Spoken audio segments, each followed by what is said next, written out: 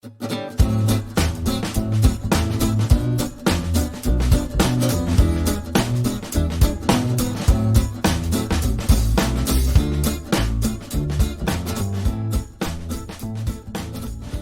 this is James Holland on the Second World War podcast, We Have Ways of Making You Talk. Now, last week we had one of our podcast specials where we did part one of my conversation with General Stuart Watson.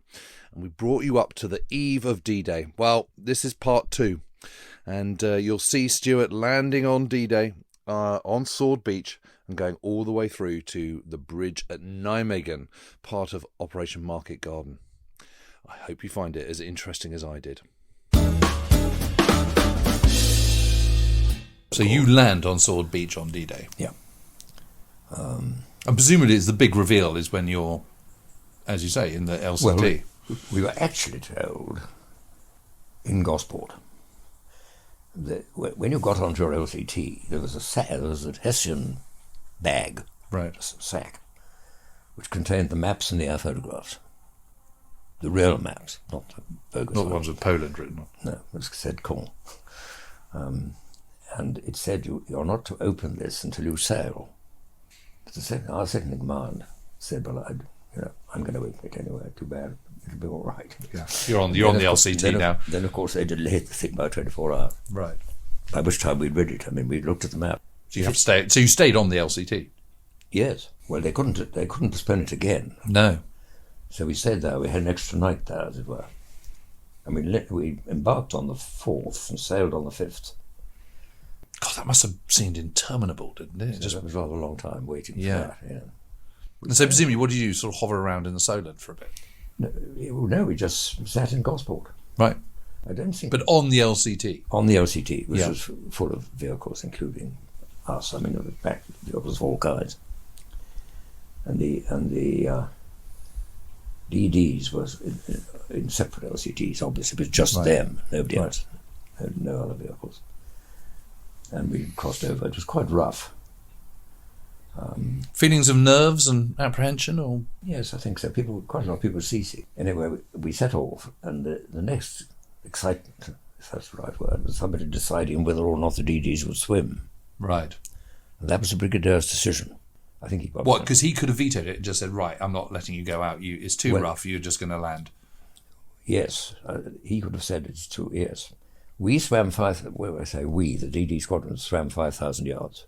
That's quite a big distance. It's quite a long way. So was it for 1,700 yards is a mile? So that's 2.5 miles or so. Yes, that's about 3 miles. And we had 40 tanks, 40 DDs, 20 in each squadron, A and B. 7 didn't launch because they got jammed. The leading tank got jammed on the front of the LCT. Whoops. And there's nothing anybody could do about that. So that had to drive in and land down the ramp over the beach. So that was 33 that got into the water, and 31 got to the beach. And there many of them were swamped. Once they got the tide coming in. Yeah. Because they couldn't go off. The beach was... Because the beach was too narrow, wasn't it? Well, the beach was full of vehicles, but mainly the engines wouldn't start. They had to go on to the auxiliary generator because people thought they would run out of petrol. Actually, they didn't. It was matters of petrol. But they sat on the beach shooting, as required, so to speak, with the screen dipped. And when they came to start, the Chrysler engines were, wet. Because there was water in the engine compartment. It was bound to be, however, well sealed. Yeah. And it's very dry. And so I think 14 got off the beach. I think I'm right in saying people dispute this figure, but I think it was 19 got swamped. Right. But presumably recoverable. No. Because the tide came in, you see. The tide, so they're just sunk and that's that. So that was it. Yeah. They were replaced by the evening. Of course, I mean, that's one of the reasons why the Allies won. Is that ability to replenish the front line is absolutely astonishing. And to think that they were replenished by evening on D-Day is quite extraordinary, isn't it? Yeah. But do you think the whole DD, the swimming bit, was unnecessary? I mean, what would have happened if they just brought the LCTs closer and landed them? Was there a lack of space, or could they have just got off, do you think? The official view was that it was worthwhile. I think it probably was, actually. I mean, you have to ask the Germans. Yeah. But I imagine seeing tanks and things coming out of the sea, although they were slightly late. They were meant to come out first. They didn't come out first. Must have been a bit of a shock. Yeah, definitely. And then they used them again, of course, over the Rhine. Yeah, yes, they did. In a smallish way. And they used them. They had had them as well. They had them in the Far East. They also had them in northern Italy. Yes. Did they use them? Yeah, they did, yeah. They did, yeah. Ours swam much further than anybody else. I mean, nobody else swam more than 1,000 metres. No, it's absolutely But that was because of the weather. Right. Being on the eastern end of the beach was much more sheltered. Right. So it was possible to swim 5,000 yards. Yeah, yeah. There was some doubt about it, I think. I mean, I think people just wondered a bit if it was the right thing. Anyway, that was what he decided. So you landed, presumably not in a Sherman, if you remember the signals? No, I landed... armoured car? No, I landed in a tank, in an RHQ tank. Right. An ordinary Sherman. An ordinary Sherman? An ordinary Sherman. Okay.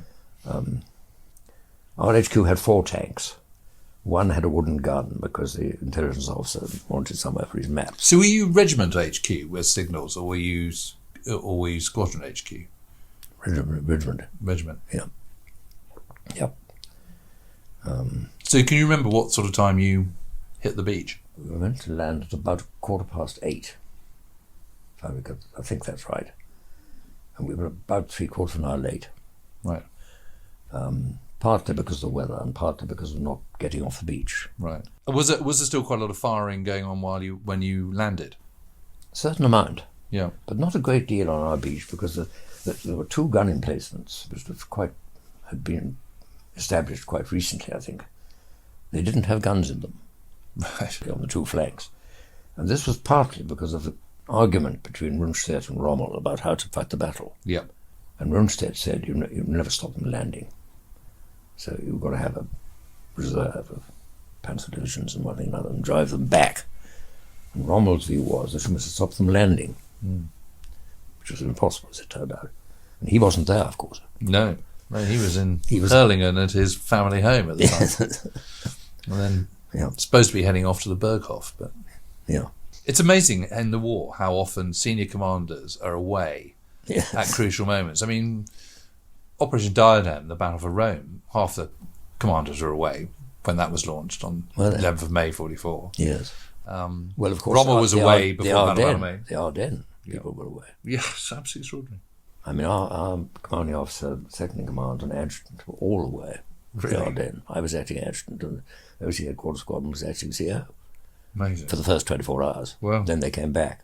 So Rommel's not alone in he's not being alone. absent as the guns start firing. But anyway, so you managed to get off the beach okay? So we got off the beach, and by then the 2 leading, all 3 squadrons had got in and were beginning to fight the Battle of Hillman. And so you're pushing forward towards Hillman, are you? So we're pushing forward, sort of following up the squadrons, Hillman, whatever the other 2 were called. Morris. Morris fell quite quickly because I think it was mainly full of Ostbattalions, these sort of Eastern Europeans who didn't really want to be there. And they'd turned most of the bunker into a hooch factory. So I think when you guys turned up and they were very happy to hand a hock. And how would you like some homemade That Calvados. Yes, that's such a lethal stuff. With a little sort of East European. They churned out the Calvados. It was absolutely terrible. It had just been made. Anyway, so Morris went pretty quickly, but Hillman, of course, was the real tough nut. And I think it was very much the misfortune of those heading towards Caen that they just happened to stumble across literally the best sighted, best prepared, best built defensive strong point in the whole of the Normandy front. C Squadron, who was supporting the Suffolks. That's right. They had the worst time. Yeah. And the Suffolks had a lot of casualties. They did. And the divisional commander was wounded, wasn't he? I think he was, yeah. Rennie. That's right, yeah. Tom Rennie. Is it Tom Rennie? He came back. He was in the lead at home, but he came back later and I think took over the Highland Division because they put a Lowlander into the Highland Division, which was a grave mistake, a chap called Bullen Smith. That's right. Who was actually A, not much good, and B, a Lowlander. Yeah. And that didn't do well. Double The Highland Division were in a rare muddle. Yeah. And they sacked the brigadier down in command in Normandy, just like that. Yeah, they'd started to kind of the Highland divisions. The sort of the were signs were already there in Sicily, actually. That they'd just been slightly overused. Because don't forget, they came up before Alamein. They were exhausted. The divisions of Monty brought from the Middle East were exhausted. Yeah. And out of their element. Yeah. I mean, the idea of a bocage compared with the desert was just ridiculous. Yeah. Yeah. And the Highland Division recovered. The Northumbrian Division, of course, was broken up, 50, because they couldn't reinforce it. But the Highland Division, it didn't got a Highland, it got Rennie, I think. Yes, I think a lot of the 50th Division guys ended up in the Wessex Division. Yes. Under which we were with under most von Thoma. We were with it most of the time. General Thomas Butcher is his name, wasn't he? Yes, he was. He was a bad man in many ways. He became QMG after the war. Yeah. Apparently he's a man with absolutely no sense of humour whatsoever. I think that's right. The most humorless general ever to... He was a gunner, though, don't quote me. It's too late, you're recorded. So you managed to get inland a little bit. But you're not involved in the Hillman fight personally? No. We were just sort of waiting. We got through the minefield. Well, we thought we'd got through the minefield, but they didn't open enough gaps. The sappers couldn't open the number of gaps they'd planned on. So that was the cause of delay on the beach. And the tank that I was in went up on a mine, going through one of the minefields. While you were in it? Yes, which all it did was blow the track off. So no one was injured? No, not in that instant. And we all got out. Another second in command. Many of us had never been in the war before, you see. Yeah. And the second in command had been in the Middle East, and he said, "For God's sake, get back into the tank. Don't just stand there being shelled." And that sort of. Nobody sort of appreciated quite what the form was. It wasn't people had. I think the sort of fighting troops were pretty frightened, but as far as we were concerned, it wasn't terribly frightening. Wasn't it? It was very interesting. And it was, and also as I think I mentioned the other day, the training had been so amazing that it all looked familiar. Right. And the lie of the land was much the same as it had been in Scotland. For instance, the road from Elgin to Berg Head, which is a dead straight road, was on the right on the left of where we practiced landing. Right. And it was always said to be an uncrossable water obstacle, i.e. the Orne, the Caen Canal. And the sort of high ground was in much the same places. It was absolutely extraordinary. That amazing? Yeah. So when you were there, you sort of thought, okay, I kind of sort of know what I'm about. Well, all the markers and things are familiar. Isn't that interesting? Yeah. Except that you've got the enemy firing back at you. Yes, yeah, that's the difference. Yeah. But of course the armoured cars got in a long way. I mean, they got to Caen. Yeah. The Inns of Court were 10 miles inland. Yeah. But they couldn't support them, so they had to come back. So after the kind of you don't get to Caen on day one. What's your sort of over the next few weeks? They didn't actually get Caen until August. No, they got it on the 9th of July, I think it was. Well, no, the first battle for Caen was the 9th of July. It's my birthday. Ah. And we were with the Staffordshire, the Midland Division in 59. Right. But they didn't get the objectives. They got to the edge of Caen, I think. If I remember. It was quite a fierce battle. So you actually cleared by the Canadians at the beginning of August. Right. So were you involved in Goodwood and things like that? Yes. That was very interesting. But not Epsom, presumably? Were you? No. No, you weren't Epsom, but you were Goodwood. Goodwood and Bluecoat. Right. From Montpinçon. Yeah. Which is our main battle honour. I was out there the other day. Really? Yeah. We have a visit about every 5 years. Right.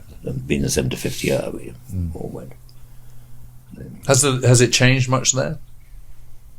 I mean, does Montpinçon still look familiar to you? The mountain looks much the same. The rest of Normandy has been changed a lot, building and all that sort of thing, and all the destruction. Yeah. Originally. But of course, it's a very lush part of the world. It grows up. So how was Goodwood? I mean, what Well, Goodwood, we were on the left flank with Friedrich, Right. Troarn, that sort of way. Yep. But I was on after the war. Presumably you were in an armoured car by this stage, are you? Or are you still in a We Sherman? were in tanks. Yes, we were in okay. tanks all right up to the end of the war. Oh, right, okay. We didn't get armoured cars until we got to Germany. And then I was always interested in Goodwood because I was on a thing called the Rhine Army Battlefield Tour Team after the war. And we wrote up various battles, including Goodwood. You probably read our account of it. Yep, I have. I've got a copy of the Pink. Fascinating battle, but the intelligence wasn't very good. They didn't know, they didn't admit what's going on the Bogabush Ridge. I think there was also there was a sort of difference between. Monty made it out as a success, as he always did, of course. Well, that's fair enough. but I think Dempsey and O'Connor were very keen on suggesting that it might have had the big breakthrough. Eisenhower and Teller jumped onto this. Monty felt that was unlikely. Getting onto the ridge was probably the limit of it. Yes. But didn't say that to Eisenhower or Teller because he wanted the strategic air support. And he knew that anything less than a kind of major... It was rather the way he played Michael Garden. Yeah, well, one can argue the toss over this, but I think that's what happened. I mean, the interesting thing about the tanks and the number of tanks that were lost is just how quickly they were back in action again. Yes. I find that absolutely remarkable. They lost 130. Yeah. Well, they lost 493 suffered battle damage on that one day alone. But within 24 hours, I think about 225 were back in action. And within a further 24 hours, a further 68 were. And I think total written off was about 120 or something, 115 or something like that. Yeah. But by this stage, there's 3,500 AFEs in theatre, just in Second Army. Yeah. So, that's probably a hit one can afford to take. Yeah.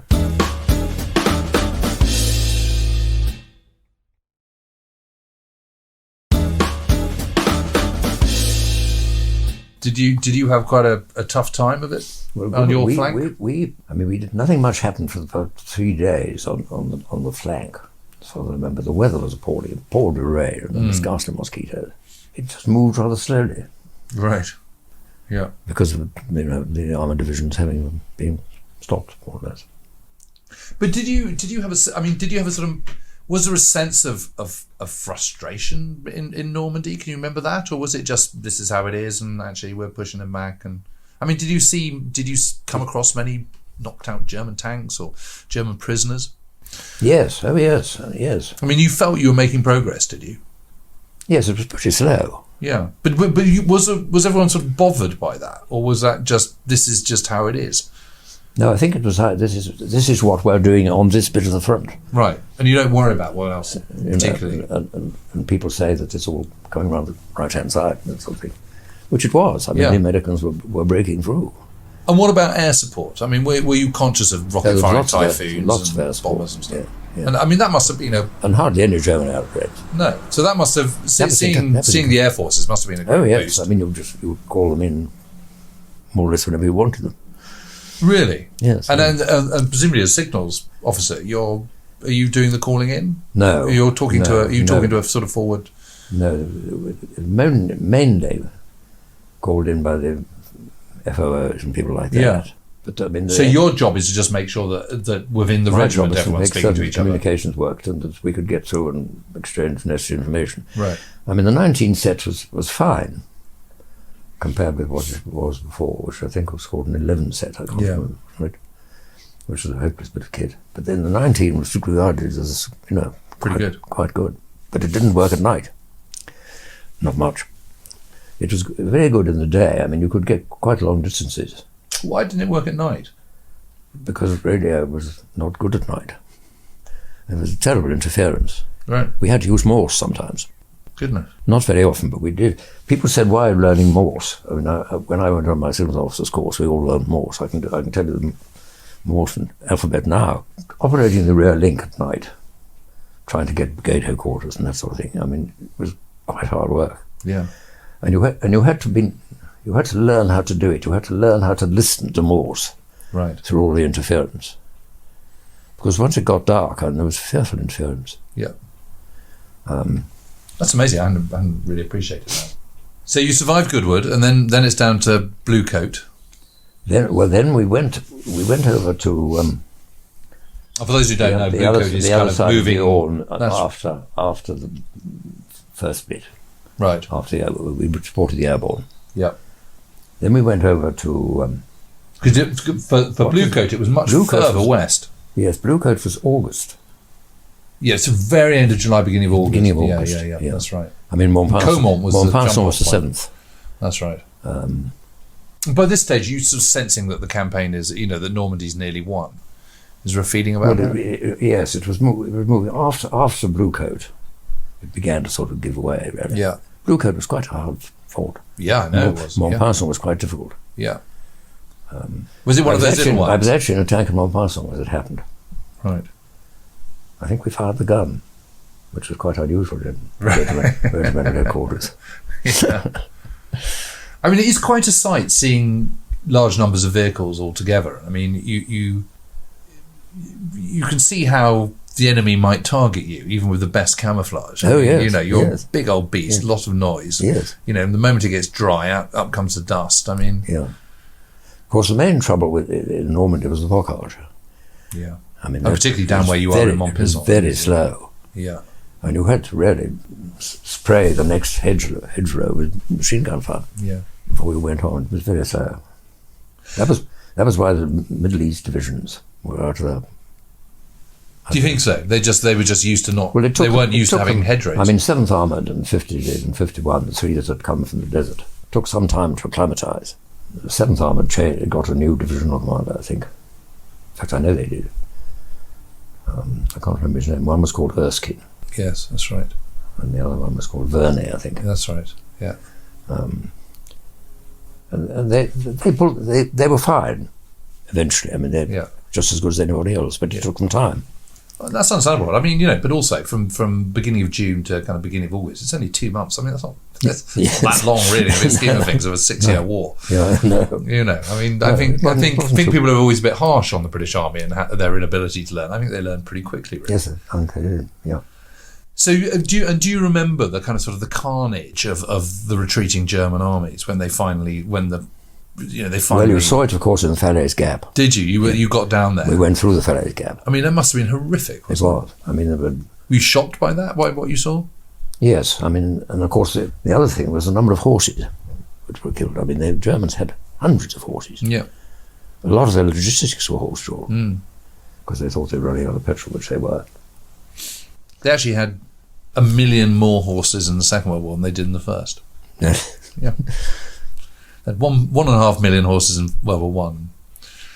2.5 million horses. I mean, 2.5 million horses. I mean, that is a lot of horses in the Second World War. It's absolutely extraordinary. It was, I mean, Falaise was shocking. Yeah. And a frightful smell. Yeah, I can imagine. Yeah, dead horses all over the place. Yeah, horrible. And then suddenly it's the breakout and the surge. Yes, well then of course the next thing was the Seine crossing. Right. We crossed at Vernon, and we were leading Brigadier 8th Armoured, Armour, was in charge of the sort of leading bit. And we got stuck. We got over the river all right and went on a bit. Then we got stuck. How did you get over with Bailey Bridge? Yes, and it was all rather dramatic because it was the only time that Errol had been in charge of something. Because as the armoured brigade commander and the regiments farmed out to the infantry brigades in the infantry division, he was really just advising the divisional commander, von Thoma, as it turned most of the time. I should add that von Thoma was the German commander captured at Alamein. So General Thomas was always nicknamed von Thoma. Yeah. Anyway, so we got on quite well, but the Germans, although the advance was pretty quick, considering, every now and then we got stuck because the Germans were very good at just blocking, and they fought very hard. But in the end, they were more or less just swept away. But when we got stuck at somewhere, I suppose, I don't know, 30, 40 miles beyond the Seine, I suppose, everybody was very upset, particularly Errol, because they passed the Guards Armour Division through us. Right. You took that as a personal The Guards slight. Armour Division had always been earmarked to capture Brussels. So it was said. I think it was right, actually. They took Brussels. Right. And we followed up. And the 11th Armoured went to Antwerp. Right. It was extraordinary just driving through France, really. And what was the response from everyone? I mean, were you seeing signs of retreating Germans, or they just disappeared completely? Well, there was an occasional resistance. Right. But they'd really more or less gone.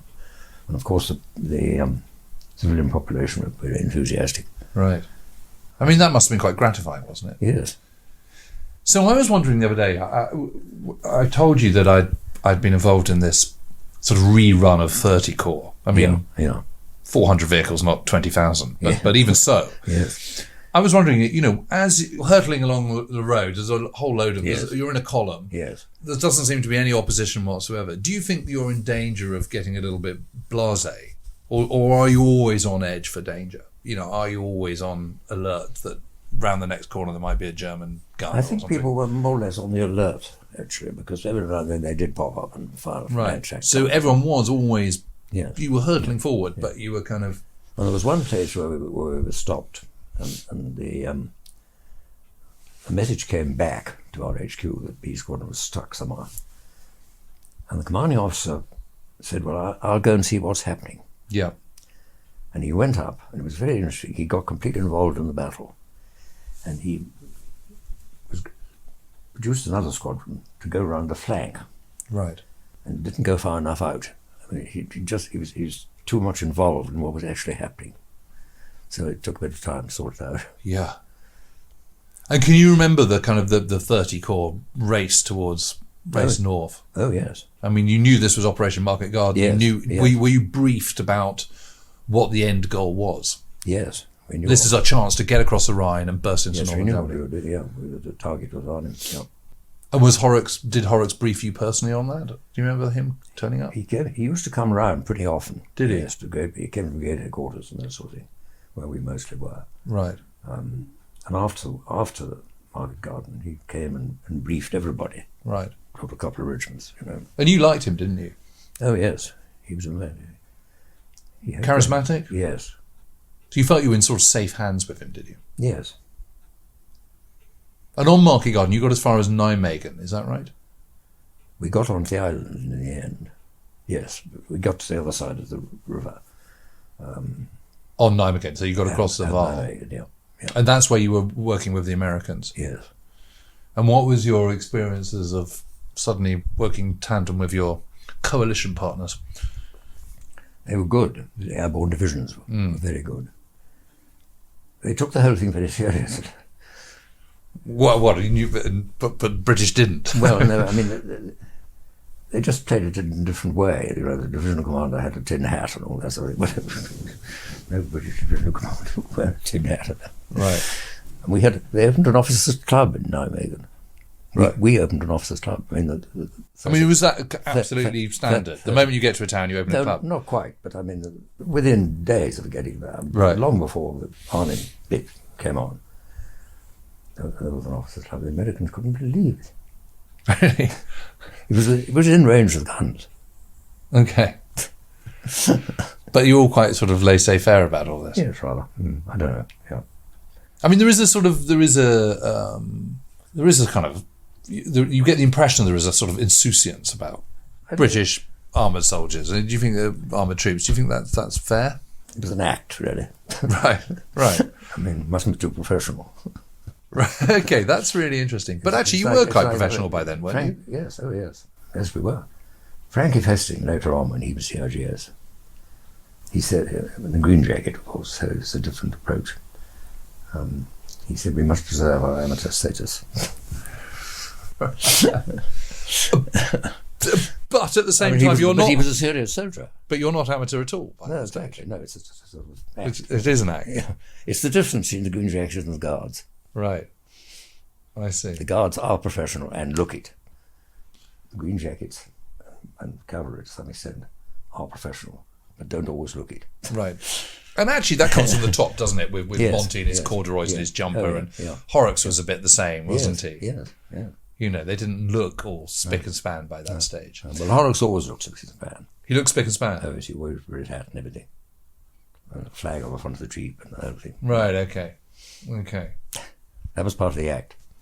Okay. And can you remember that drive forward? I mean, yeah. can you thinking, gosh, we're going at a good speed here? Yes, and we were getting held up, of course. Yeah, of course. The LFC was cut twice. Right. And Holland came and when he came and talked to us afterwards, he said, I was sitting in my caravan wondering what to do because the LFC was blocked. And he was a knock on the door, and I went and opened it, and who should be there but General Thomas and Brigadier Prabhava, and I knew it would be all right. Amazing. The whole idea was to try and do the whole of your war in 40 minutes. Yes. And we've been talking for an hour and 10, Yes. and we've only got to Nijmegen. Yeah. And the officers' club there, so we've still got a little bit of war to go. So, if you're happy to do that, let's do this at another time. Well, that's all we've got time for this week. But you may have noticed that Stuart's war is far from over. In actual fact, he's got to go all the way through the winter battles of 1944 and 1945 and right up to the end of the Second World War in northern Germany in May 1945. So we have promised ourselves another conversation, and that will be coming very soon. As soon as we know when it is, we'll be sure to let you know and put it out there. Thanks for listening.